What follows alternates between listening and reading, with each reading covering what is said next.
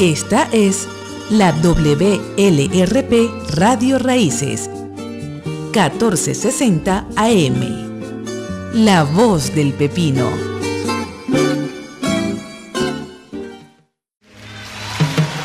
Y ahora, con ustedes, lo que dice la calle, por Radio Raíces, la voz del pepino.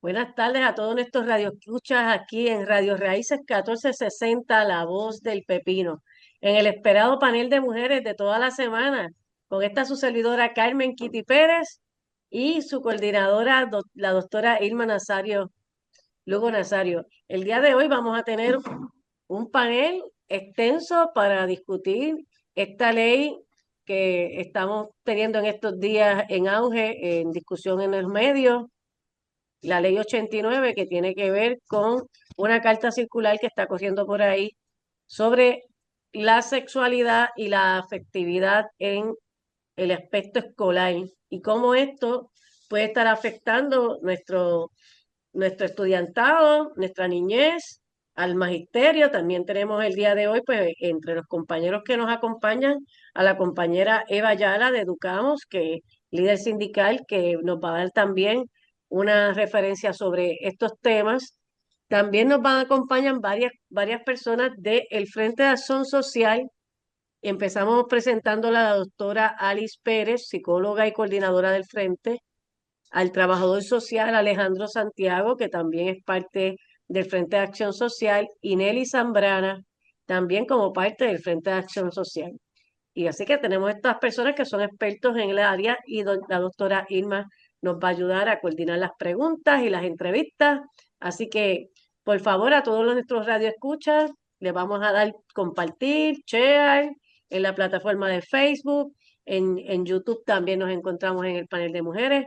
Así que todo lo que vayamos a estar dando hoy para educarnos, para orientarnos, para protegernos, vamos a pasarlo hacia adelante. Así que adelante, Irma. Bueno, pues muchas gracias a todo el público que nos escucha en la tarde de hoy, ¿verdad? Le damos la bienvenida a los compañeros y compañeras del Frente de Acción Social y la compañera Eva Ayala.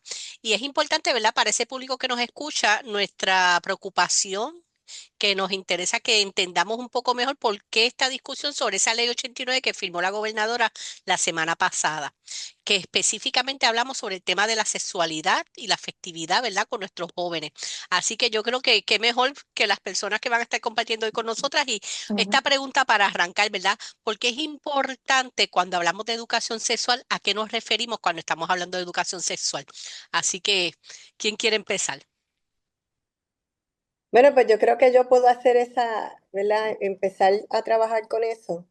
Y la educación sexual integral es un proceso de enseñanza-aprendizaje donde las personas van a adquirir conocimiento, destrezas y actitudes sobre su desarrollo sexual, su conducta sexual, su parte afectiva, y nos ayuda a que la persona no solamente conozca su anatomía y cómo responde patologías que podemos tener y disfunciones, sino cómo nos relacionamos con nuestro entorno, y eso incluye, ¿verdad?, no solamente nuestra pareja, sino cómo nosotros nos vamos relacionando socialmente, porque el amor tiene muchas definiciones y se extiende de muchas formas, y además nos ayuda a entender las diversidades sexuales que también, ¿verdad?, nosotros todos coexistimos y tenemos que entender esos funcionamientos.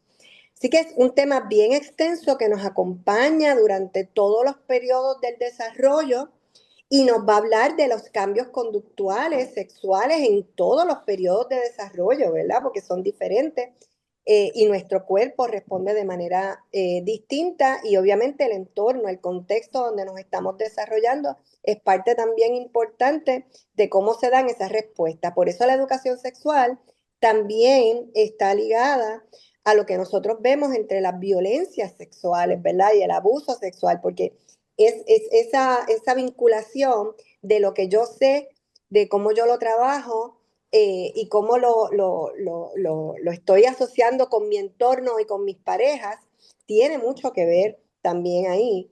Así que tiene que ver con todo. realmente la sexualidad, nosotros somos seres sexuados desde que nacemos hasta que morimos, es parte del ser humano y es algo importante que necesitamos conocer. Muy bien. Nelly.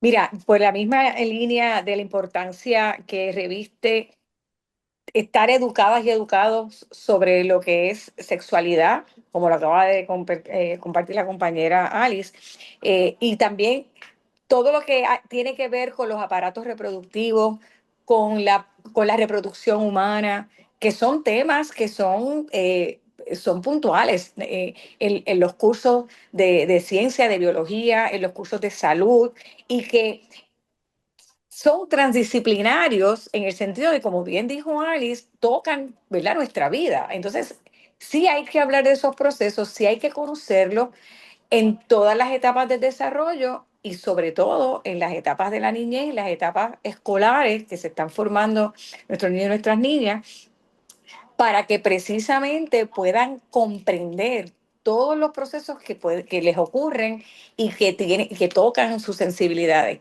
¿Y qué pasa? Desde el punto de vista educativo, hay que mirar la importancia, lo que los estudios han demostrado, que de por qué es tan importante implementar los programas de educación sexual integral, que por décadas, esa ha sido una, ¿verdad? Una batalla que ya creíamos que había estado concluida. Y ya, ¿verdad? Hay muchísima evidencia de la importancia que tiene esta educación para reducir embarazos no deseados, las infecciones de transmisión sexual, la violencia de género y el acoso escolar, entre otras. El conocimiento del cuerpo para que niños y niñas estén más sensibilizados de cuál es el toque no adecuado, el que yo no debo permitir. Pero nada de eso se puede conocer si no abrimos la ventana.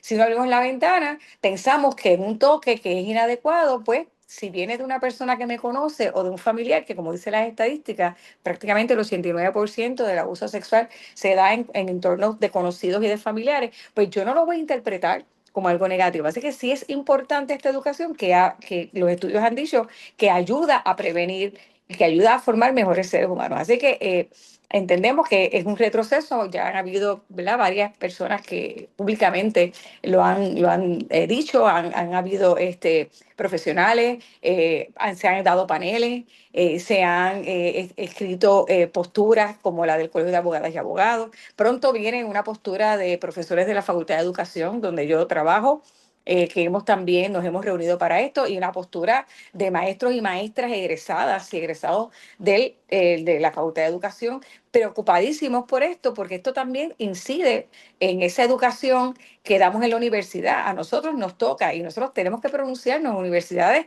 tanto la pública como la privada, porque se está ya chocando con lo que ha sido, pues, el estándar entendido y aprobado por profesionales de la ciencia y de la educación que se debe tener. Así que pues no podemos permitir ir en retroceso de lo que ya hemos ganado.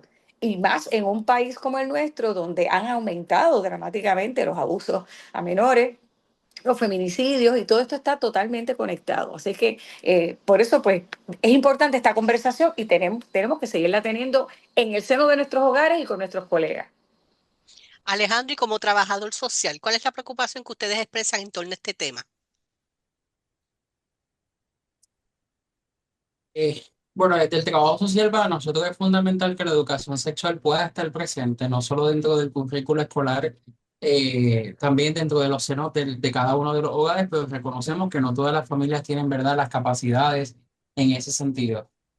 Además, vemos y entendemos fundamental que la educación sexual no solo es esencial, como han mencionado las compañeras, para conocer nuestro cuerpo, sino también para poder prevenir situaciones, ¿verdad?, no deseadas por personas menor de edad. Yo como trabajador social que todos los días trabaja en la calle y que atiende referidos donde existen alegaciones de abuso sexual, el 90% de mis casos, yo reconozco que no hay destreza ni conocimiento por parte de las familias en las cuales estamos atendiendo sobre lo que es la educación sexual y la importancia.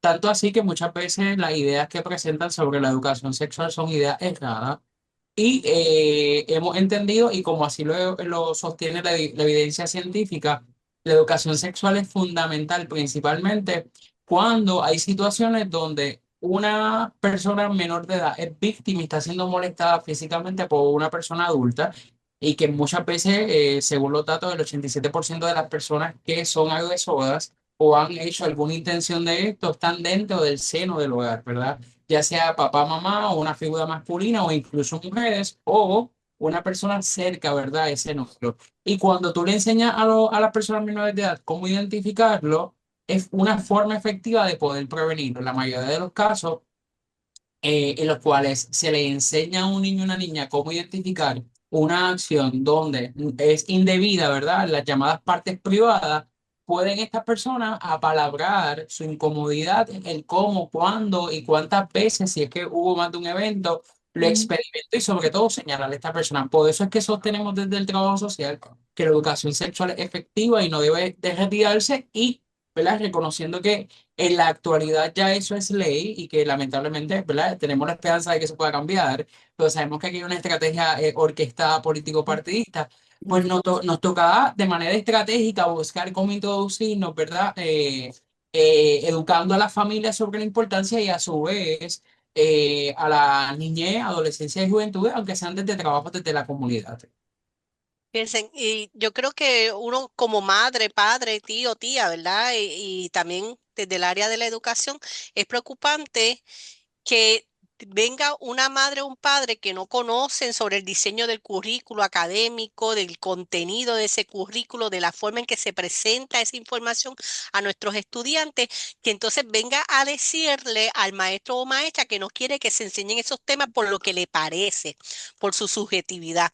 Y eso es lo que queremos que la gente entienda, ¿verdad? Estamos hablando de unos currículos establecidos, de un material preparado científicamente de acuerdo a las edades y etapas de cada niño o niña en la sala de clase. Y quien está proveyendo esa formación es un maestro y maestra preparado también en nuestras facultades de educación de este país.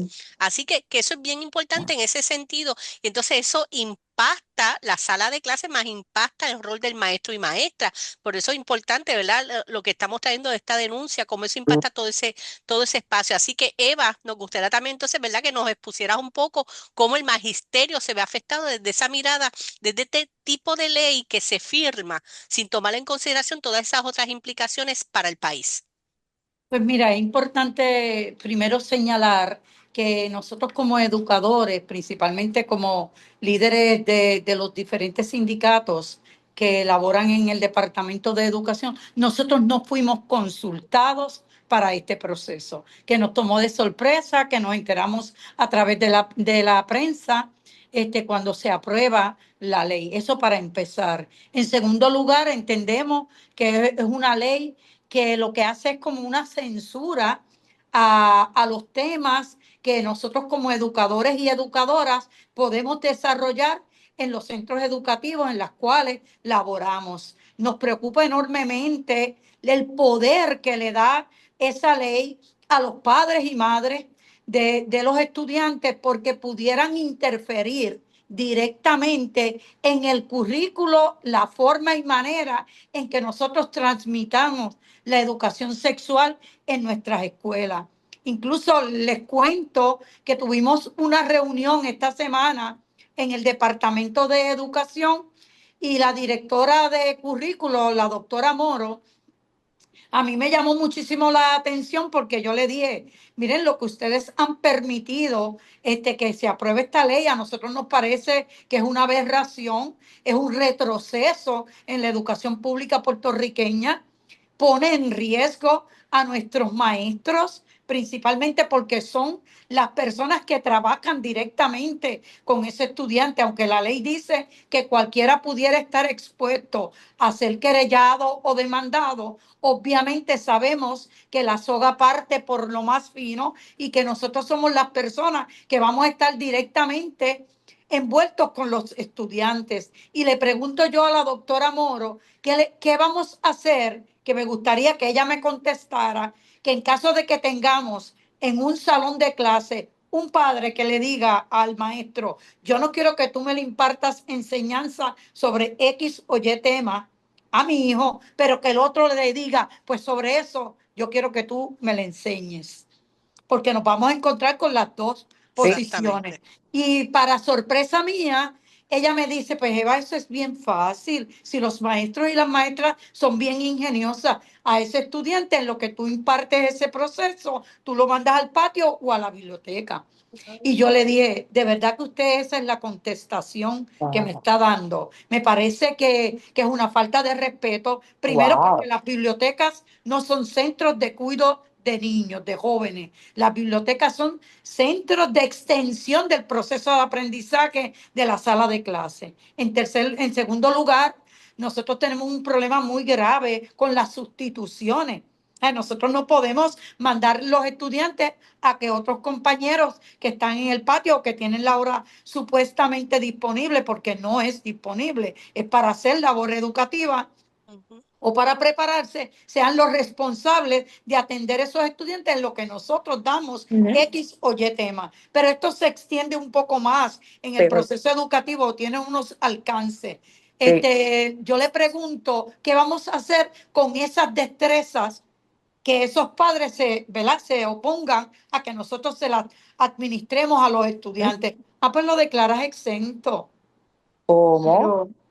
Yo creo que es bien interesante ese punto que traes, porque lo que nos dice es que esta persona del Departamento de Educación no se ha leído la ley.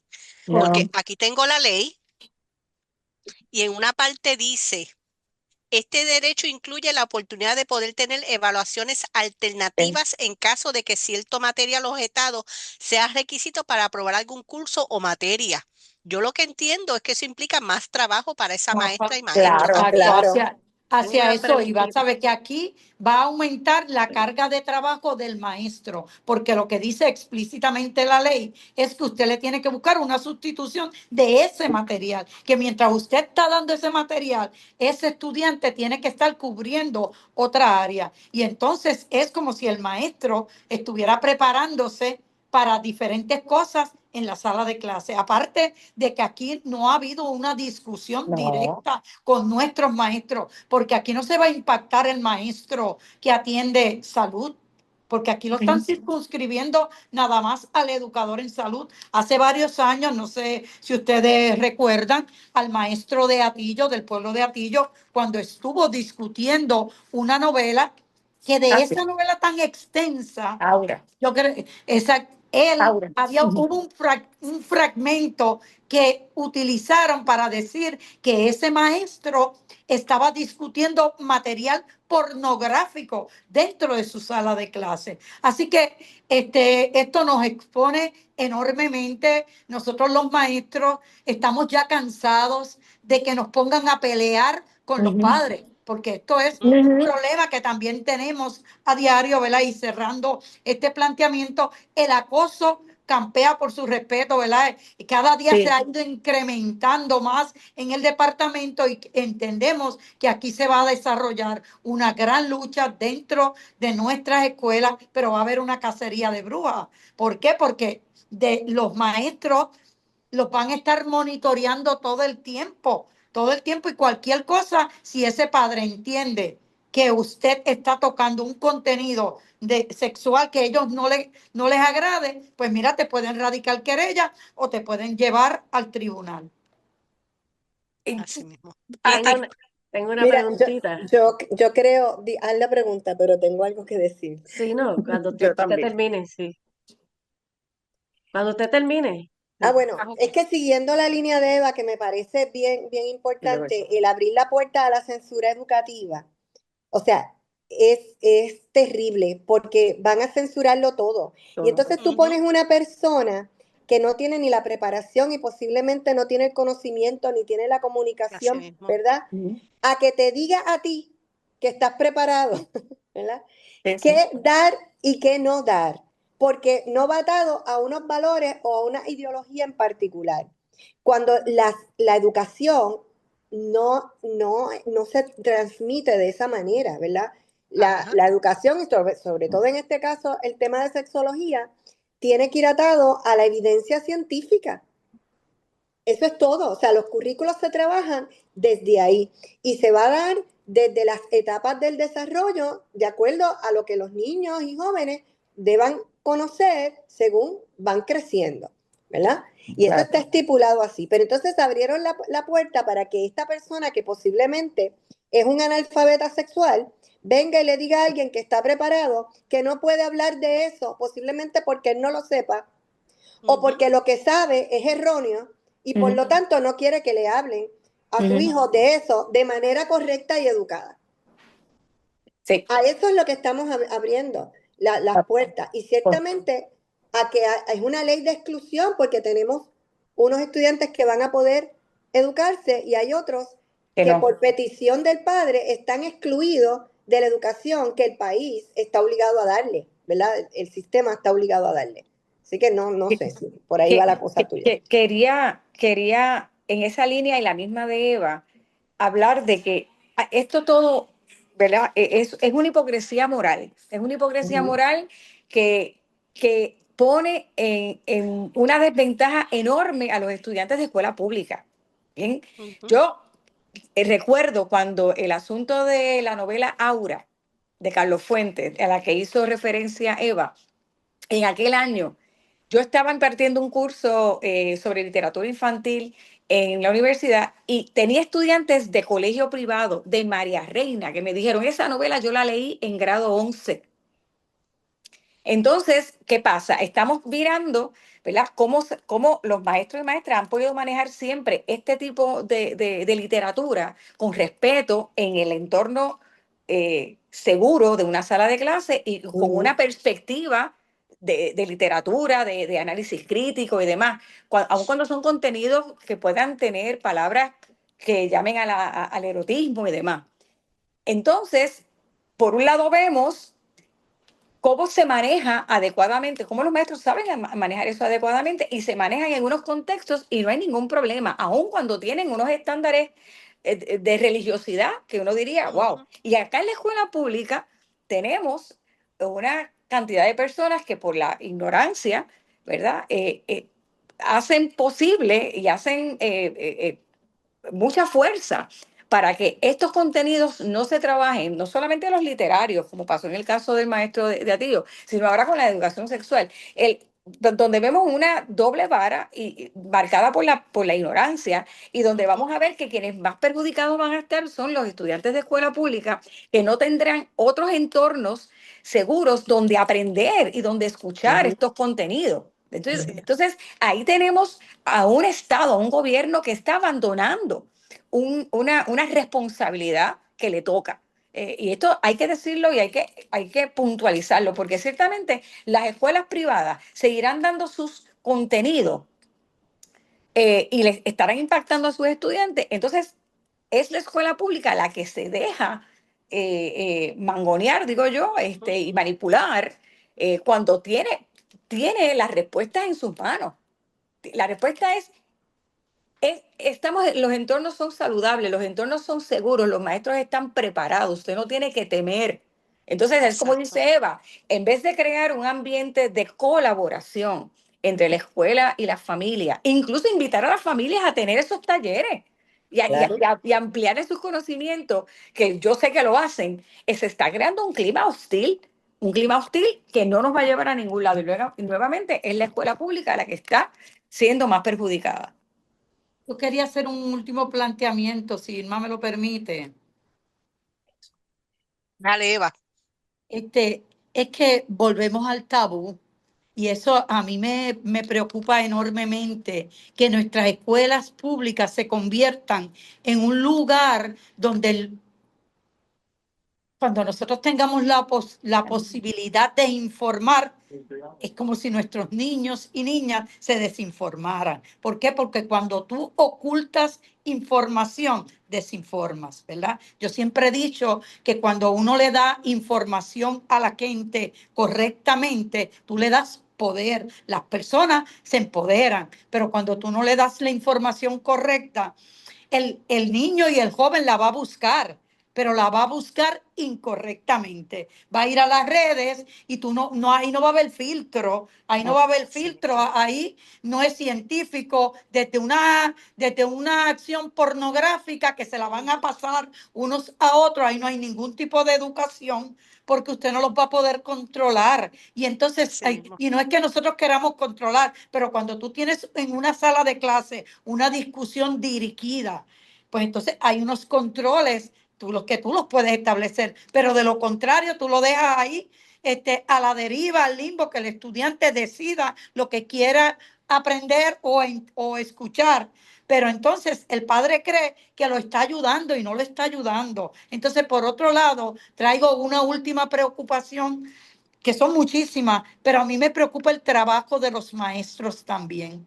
Yo creo que eventualmente lo que persigue esto es ir achicando los currículos de nuestros estudiantes y eventualmente cuando tú reduces y vas reduciendo y vas reduciendo, esto tiene un efecto en los trabajadores y las trabajadoras de la educación, porque eventualmente dice un refrán que no hay cama para tanta gente. Así que si eventualmente los trabajadores de salud no van a ser necesarios, los de familia y consumidor tampoco van a ser necesarios. ¿Por qué? Porque este sector fundamentalista que me preocupa, esa injerencia tan grande que está teniendo en el Departamento de Educación, que ha sido como parte de la promesa que hizo la gobernadora, pues está tomando dominio sobre lo que se puede enseñar o no en el Departamento de Educación. Gracias, Así. Eva. Kitty, Pues mira, yo estoy dentro de lo que quiero preguntar, está dentro de la misma línea. Primero, pues yo soy maestra activa de salón de clases, trabajo en una escuela superior y cada día son más las problemáticas y las situaciones que nos crean padres que quieren crearnos y fabricarnos casos a los maestros por cualquier cosa.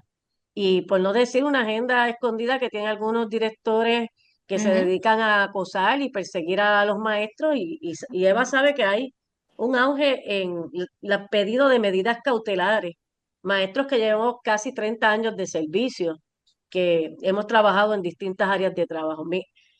A mí también me preocupa mucho la segunda palabra de esta ley. Además de Sí. sexualidad, dice afectividad. Y quiero que se trabaje sobre eso.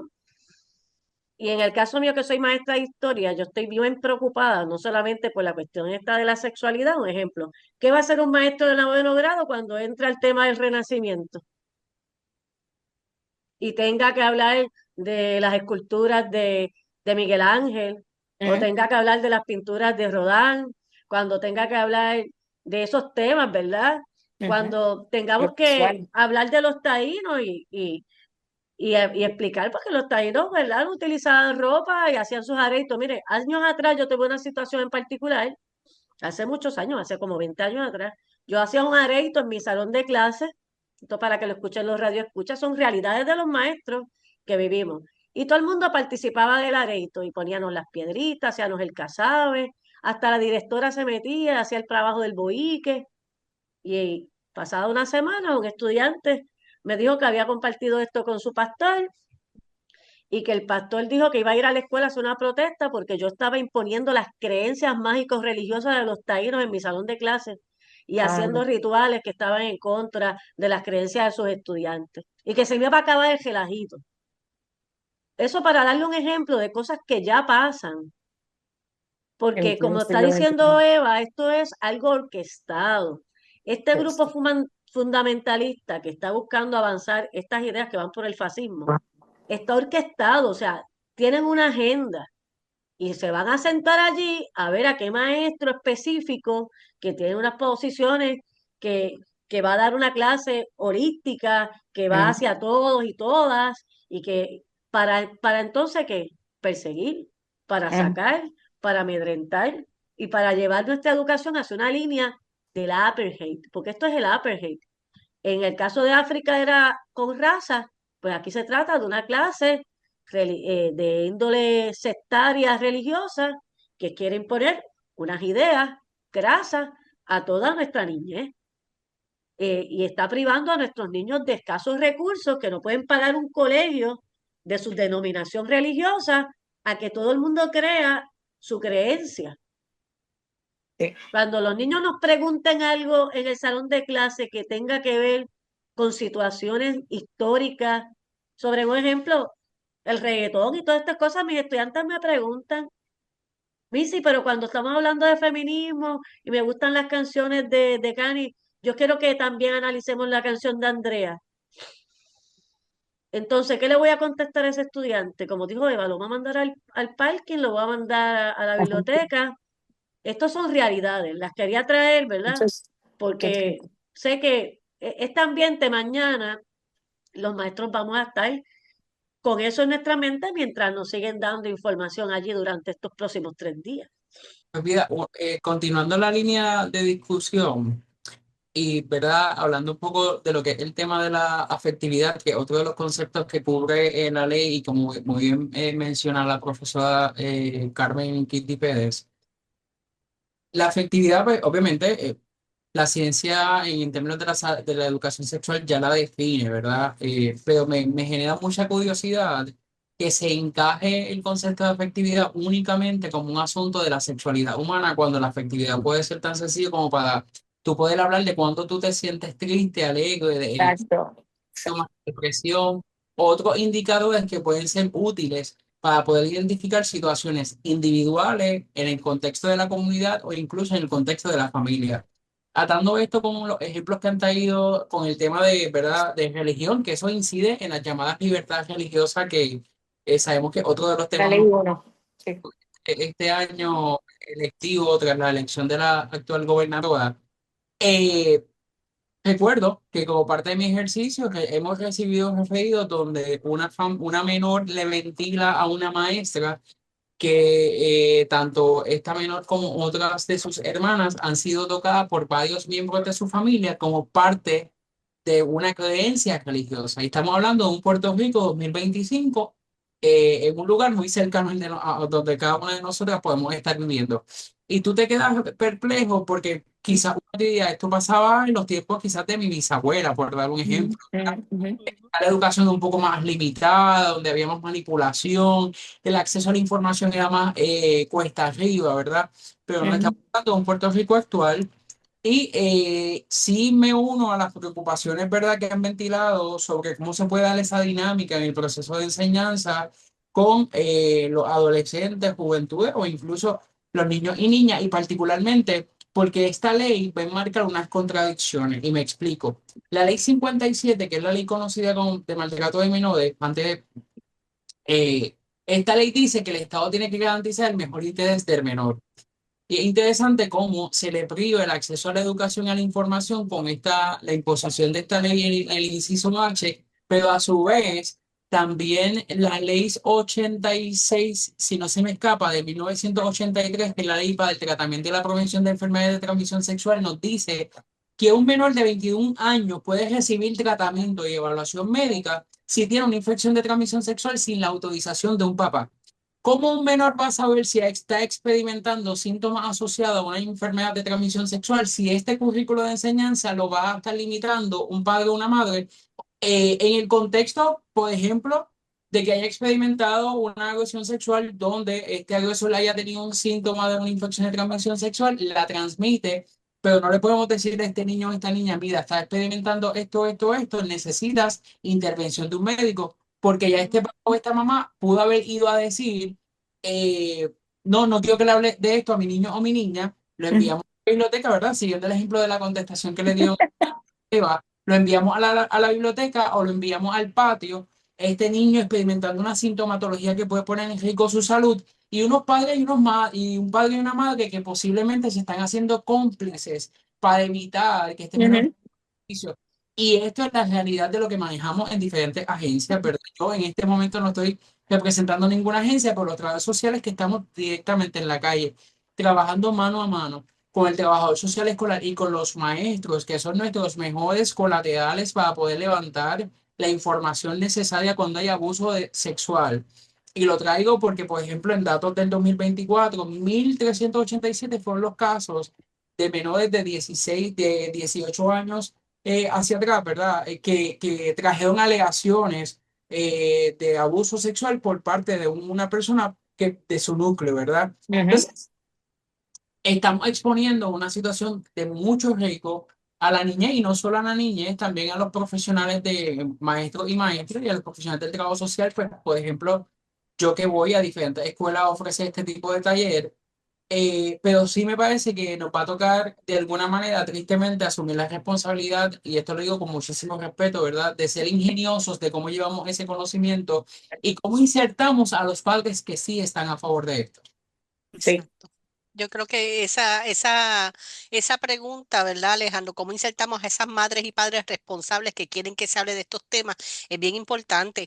Y yo, escuchándoles a ustedes, algo que he estado pensando, que fue algo que de lo que planteó ahorita Eva, es si nosotros no educamos a nuestros estudiantes, a nuestros jóvenes, ¿verdad? De manera responsable sobre la sexualidad y la afectividad, entonces los estamos dejando que se eduquen a través de las redes sociales con el gran aumento y acceso que hay hoy día y que hemos visto, las investigaciones también dicen en los últimos años, después de la pandemia, el aumento de los temas de la pornografía a través de las redes sociales, ¿verdad? Y de la tecnología. Entonces hemos visto ahora lo que es la pornovenganza, el cyberbullying, y entonces una sexualidad distorsionada, ¿verdad? Porque mucho de esta pornografía lleva unas ideas bien equivocadas sobre la sexualidad y aparte que promueve mucha violencia en muchas de estas imágenes que a nuestros jóvenes tienen acceso. Entonces me llama la atención, estas madres y padres van a ir a la sala de clases a cuestionar el currículo educativo establecido, pero no se van a fijar en su casa que ese niño o niña tiene acceso a través de sus computadoras y teléfonos a ese material. ¿Ven? Esas contradicciones que vemos que nadie las tiene en consideración. Así que de esta mirada, ¿verdad? La pregunta para concluir es ¿por qué es importante hablar de esto de una manera científica para nuestra juventud? Así que veo a Nelly por ahí con ganas de hablar y también a Alice. Primero Nelly y Pues después le sigue Alice. mira, quiero traer el tema que salió en una de nuestras conversaciones con maestras graduadas de la Universidad de Puerto Rico y de una colega, la doctora Ana Miró. Mira qué interesante cuando hablamos de los padres que sí quieren, están interesados en. Se han producido últimamente varias tesis. Hay dos tesis en particular que se han producido recientemente sobre la deseabilidad que tienen los padres y madres de niños con diversidad funcional de que sus hijos reciban educación sexual. ¿Por qué? Porque también es una población bastante vulnerable que algunas de estos niños y niñas carecen de poder tener la lectura perspicaz de quien viene, ¿verdad? Hablarles a ellos o a ellas, tal vez no tienen las capacidades pragmáticas del lenguaje, de poder entender el doble sentido y demás, para decir algunas. Y en estas investigaciones sale a relucir de que los padres, las madres sí quieren y de hecho exigen que sus hijos con diversidad funcional también sean educados en este tema. Así que estas conversaciones son importantísimas tenerlas porque tenemos que ver, ¿verdad?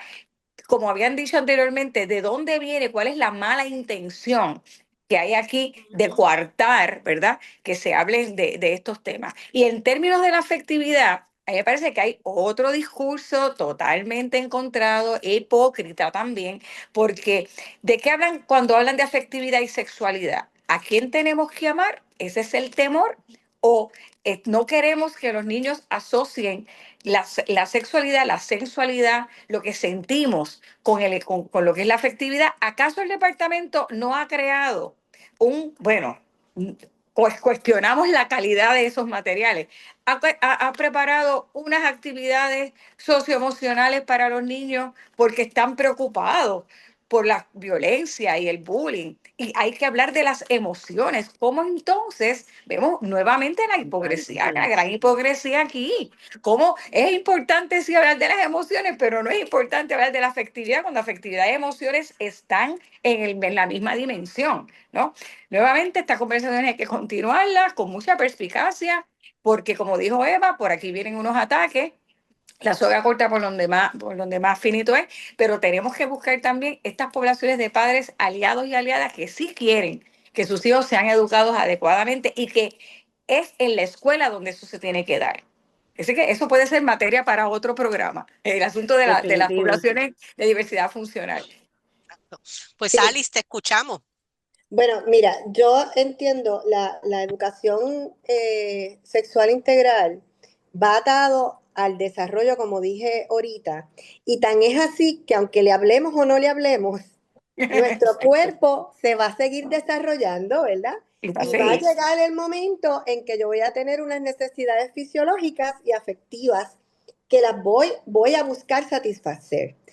Y no van a ir a pedirle permiso a los papás si eso es lo que quieren, ¿verdad? Y criar un hijo en un búnker para que supuestamente no se entere de nada más que de la información lineal que yo le puedo dar y muy limitada, tampoco debería ser el norte de ninguna madre, ningún padre, ¿verdad? Nosotros tenemos que pretender que nuestros hijos y hijas tengan el mayor conocimiento posible para que en sus vidas puedan tomar las mejores decisiones. Y eso lleva a que la educación sexual integral ayuda a desarrollar la inteligencia sexual.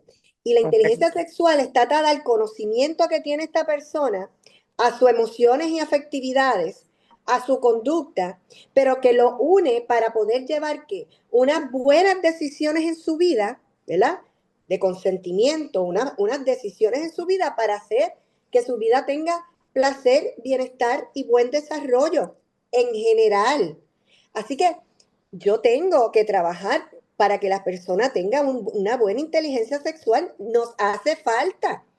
Los problemas que nosotros estamos viendo de pareja son carentes de inteligencia sexual, donde Correcto. esa persona posiblemente no se conoce, no se acepta, viene con unas inseguridades, las lleva a la relación de pareja, se educó con la pornografía o en la calle, quiere experimentar unas cosas que la otra persona le dice que no, ¿verdad? Vienen una serie de problemas, vienen infidelidades, vienen una serie de cosas que están atadas, todas están atadas a una falta de conocimiento, a una falta correcta, ¿verdad? De dirigir la conducta sexual y las emociones, que me ayuden a tomar buenas decisiones para una salud sexual, ¿verdad? Y para una vida sexual plena.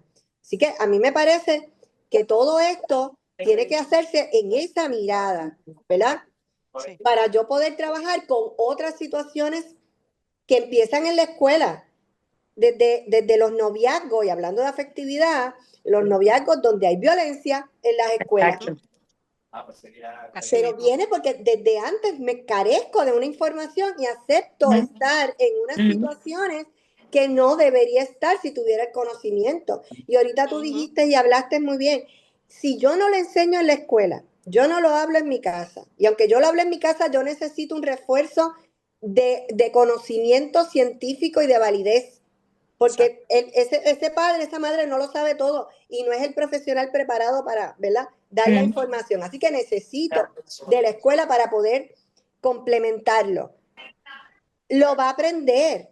Estamos en un mundo globalizado donde con el toque del dedo voy a tener información y voy a tener mucha desinformación.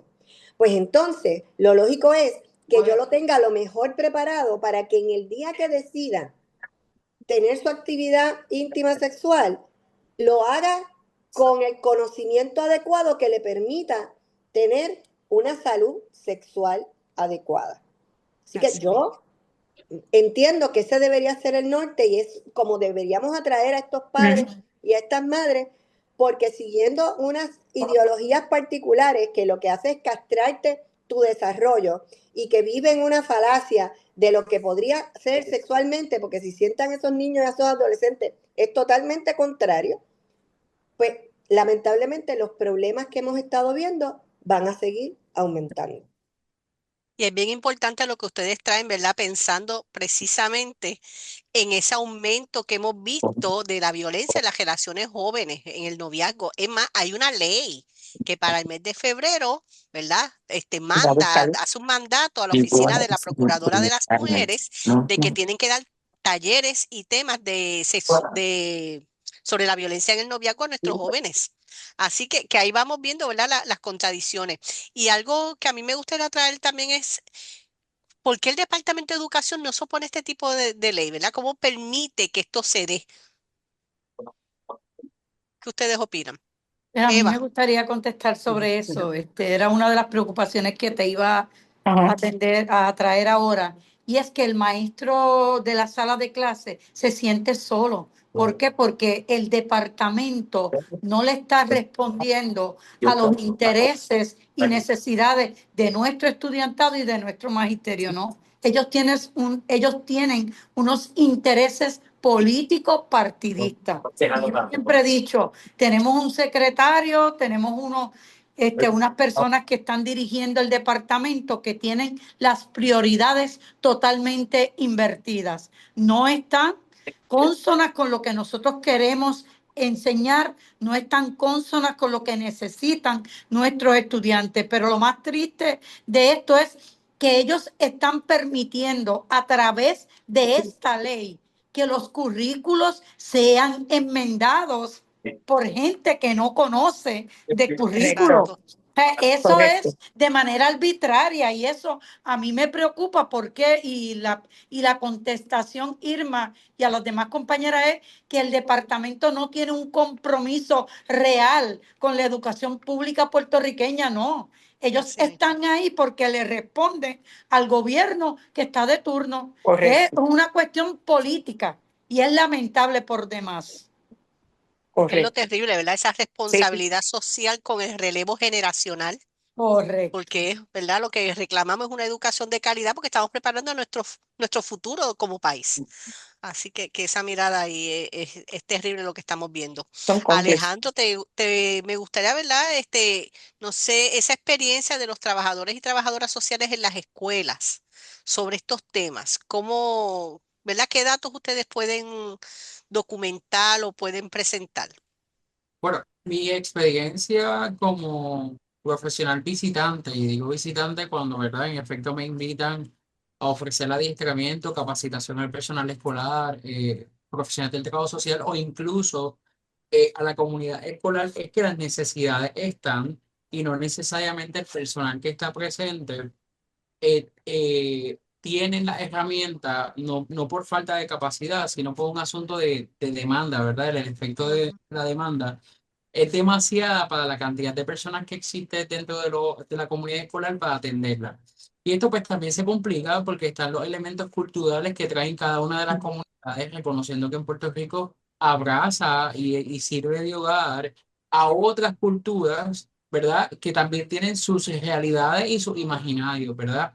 Y muchas veces como profesionales del trabajo social particularmente que atendemos y estamos apagando ¿verdad? Nos deberían de dar en nuestra licencia la credencial de bombero, porque muchas veces estamos Ajá. apagando fuego en esa línea de atender muchas veces las emergencias. No solo nos encontramos con lo que es el maltrato físico y emocional dentro del contexto familiar, también nos encontramos con situaciones que pueden darse entre niños y niñas, ya sea del mismo sexo o el sexo contrario, ¿verdad?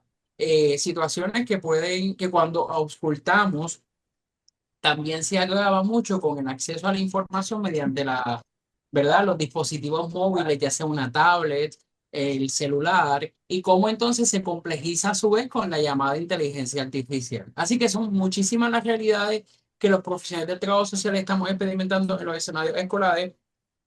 En mi caso, ¿verdad? Desde servicios directamente con familias, comunidades, desde el trabajo social clínico, pero que vemos que hay un denominador común y es que como uno de los factores principales, la tecnología ha tomado en gran medida ese lugar, ha ocupado ese espacio que le corresponde a las familias. Entonces, si esta ley dice, papá, mamá puede decirle al maestro o a la maestra qué enseñarles o qué no, pero cuando este menor de edad está en la residencia, quien hace de nana o de cuidador es el celular, pues es ambiguo, ¿verdad? Se perjudica aún Claro. más porque entonces todas estas dudas que se van generando se acumulan y quien las va a contestar son dos personas, o sea, o dos realidades, la tecnología o la calle. Yo soy muy creyente de lo que tú no encuentras en tu hogar o en estos núcleos sociales afectivos y positivos, ¿verdad? Hay mucho beneficio para el crecimiento de uno, la calle lo va a contestar. Y se lo está diciendo un joven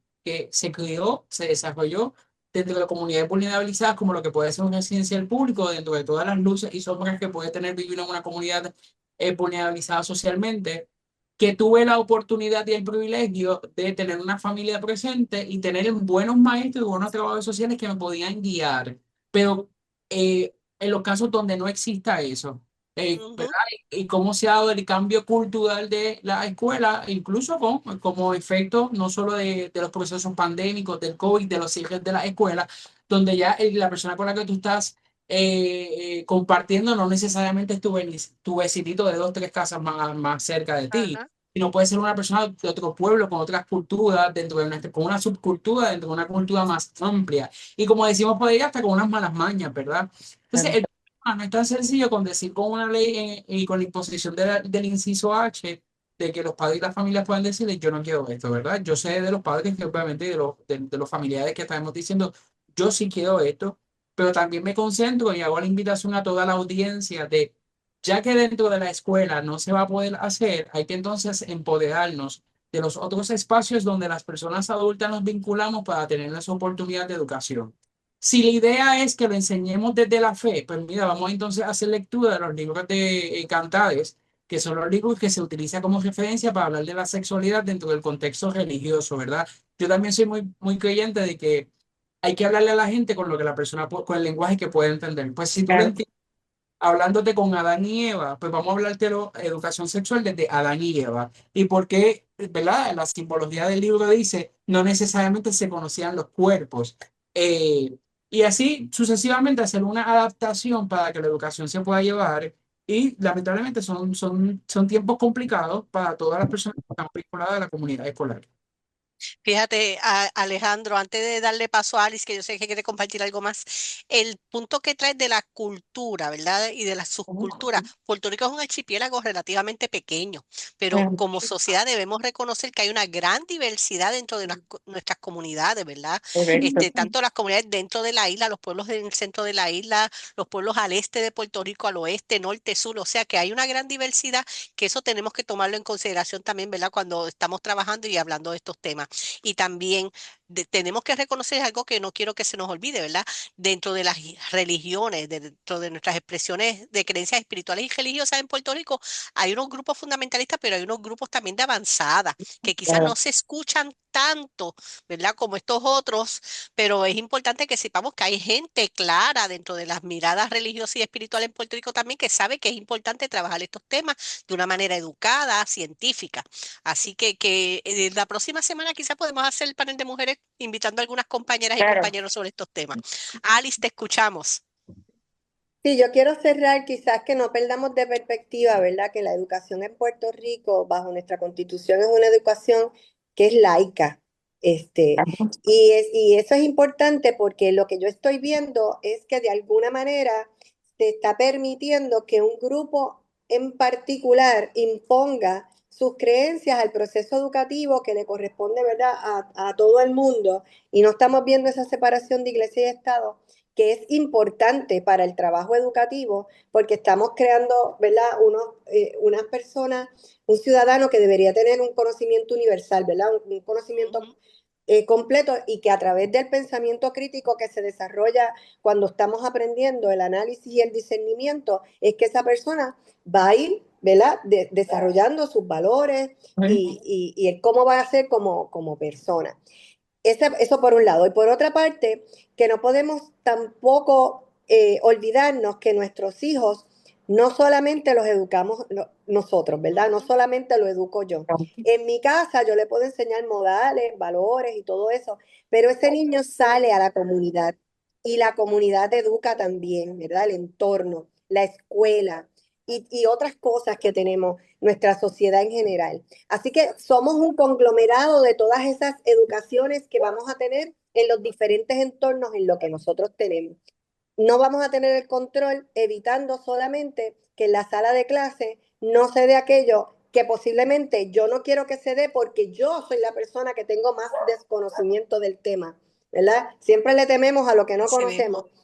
Así que no debería ser así. Yo debería apostar a que nuestros niños y nuestras niñas y el futuro generacional tengan mayor Ujú. conocimiento y mayores herramientas y mayores destrezas para poder tomar mejores decisiones. De hecho, es lo más que deseo porque este país necesita algún tipo de dirección y yo apuesto a las nuevas generaciones a que la puede dar.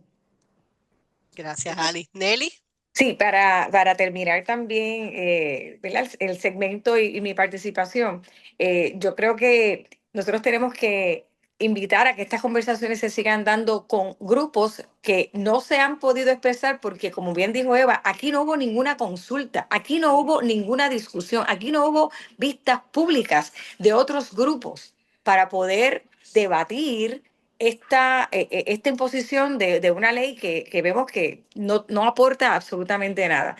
El emplazamiento está abierto, no solamente al Departamento de Educación, que ha dejado nuevamente al magisterio sola, incluso a aquellas familias que sí interesan y valoran la educación sexual integral y de afectividad en sus hijos. Aquí también hay que emplazar el departamento de la familia, aquí hay que emplazar el departamento de salud, porque esto es todo un ecosistema interdisciplinario, ¿verdad? Que claro, el Estado deposita en el Departamento de Educación, en su sistema público laico, esa responsabilidad. Pero aquí definitivamente se hicieron de la vista larga todas y todas las funciones que tienen que ver con la salud, con la familia y con el bienestar de las familias en Puerto Rico y con la educación misma. Se han quedado mudos, se han quedado callados, esto ha sido, son cómplices de que cosas muy fuertes puedan venir a consecuencia de esta ley Ujú. que parte de la exclusión y parte de la oscuridad. Aquí Así es, no hay luces, aquí es todo sombra. así es. Muchas gracias, Nelly. Eva y Kitty, para ir cerrando, ¿verdad? Ya nos quedan poquitos minutos. Bueno, lo último que yo quisiera señalar es que este tipo de comportamiento que se va a desarrollar en nuestras escuelas va a crear un problema de relaciones interpersonales, incluso ante nuestros estudiantes, porque es bien triste tú tener que sacar a un estudiante porque al padre de manera caprichosa dijo que esto no se le debe enseñar y ellos pudieran cuestionarse por qué yo tengo que estar me tienes que segregar quién tomó esa determinación y se Ujú. desarrollan unos comportamientos y una conducta que hay gente que a lo mejor no va a encontrar explicación. Así que por mi parte, me gustaría que estos temas se siguieran discutiendo. Agradezco a este panel que abrió este tema de discusión y tener siempre presente que el departamento se supone que fomente una cultura de paz en las escuelas y lo que se ha estado promoviendo con esta ley, con unos proyectos pilotos que se están desarrollando en nuestras escuelas, es precisamente todo lo contrario. Vamos en una dirección totalmente opuesta. Así que nos falta mucho por hacer, no nos podemos quitar y estamos muy agradecidas de que nos hayan dado este espacio. Así mismo. Bueno, Alejandro, ¿también quieres compartir algo antes de irnos? Bueno, por mi parte, agradezco la oportunidad de este espacio. Me parece fenomenal que la discusión se siga dando y que ojalá esta programación pueda seguir repitiéndose y llegue a todos los espacios que sea necesario. Y bueno, me hago disponible, ya sea con usted o con cualquier otra persona, para de manera ingeniosa poder llevar la educación que sea necesaria en las comunidades, de la forma que sea, mediante las redes sociales, utilizando incluso hasta las plataformas como TikTok, que es pues, ¿verdad? Un poco la que Ujú. se necesita mucho en la escuela, pero para que la educación se pueda dar. Y sobre todo, mi llamado a los maestros y trabajadores sociales es: convoquemos a los líderes de las comunidades, a las familias, a reunirles, a explicarles sobre qué es este módulo de enseñanza, a identificar los recursos y que los padres desde ya sepan cuál es la intención, si es que existe alguna, ¿verdad?, de continuar con este procedimiento, de qué se debe enseñar a sus hijos e hijas, y que lo hagan como parte de la comunidad del proceso de enseñanza, para que de esta manera, ¿verdad?, podamos evitar situaciones que al final del día quien paga el plato roto es nuestra niñez, porque al ser excluido de los procesos, como decía Eva, se genera una situación que nuestra niñez para nada debe de estar experimentando. Pues Kitty, ya estamos finalizando. Sí, estamos finalizando. A mí me preocupa muchísimo el cómo se van a sentir mis compañeros maestros como también líder sindical. Creo que el día de mañana va a haber mucha incertidumbre, mucho temor entre los maestros, Sí. porque los que perdemos los trabajos somos nosotros, los que perdemos la salud somos nosotros, los que se sienten acosados somos nosotros. los que por más creativos que seamos, vamos a tener que limitar nuestra educación a nuestros estudiantes. Me preocupa muchísimo porque tenemos una generación que cada día se le hace más difícil discernir. Y entonces tenemos unos padres que están en la prohibición de que nuestros niños aprendan a discernir, a comprender, a tener pensamiento crítico. Y se prestan también algunos orquestados a perseguir y a ir en una cacería de brujas con maestros que tal vez somos más allá y tenemos, ¿verdad?, unas perspectivas de enseñar ¿verdad?, como decía Pablo Freire, a pensar y no a obedecer. Eh, y en esa perspectiva, pues yo espero que educamos, pues sé que está haciendo unas jornadas, pero sé que muchos compañeros me van a hacer preguntas después cuando se acabe la reunión, porque esto causa mucha incertidumbre en el maestro. Sé que se afecta muchísimo la niñez, pero es importante que la gente entienda que los maestros llevamos una jornada de temor. Por eso vuelvo a hablar de la palabra apartheid. Hay que tenerla al pendiente de la palabra fascismo. Soy maestra de historia, así que son conceptos que tenemos que tener al pendiente porque todo esto es una apertura a estas políticas, a la segregación, al apartheid y a las políticas de apertura fascistas para que entonces estos grupos que tienen estas ideas de dominar con sus creencias, pensando que protegen al uno o al otro en una política partidista para ese avance de votos y yo congraciarme para que voten por mí, hacer una mini alianza acá tras bastidores, pues nos estén restando a nuestra educación, a discernir, a poder aprender y a que, como dijo aquí la profesora, no es una educación laica.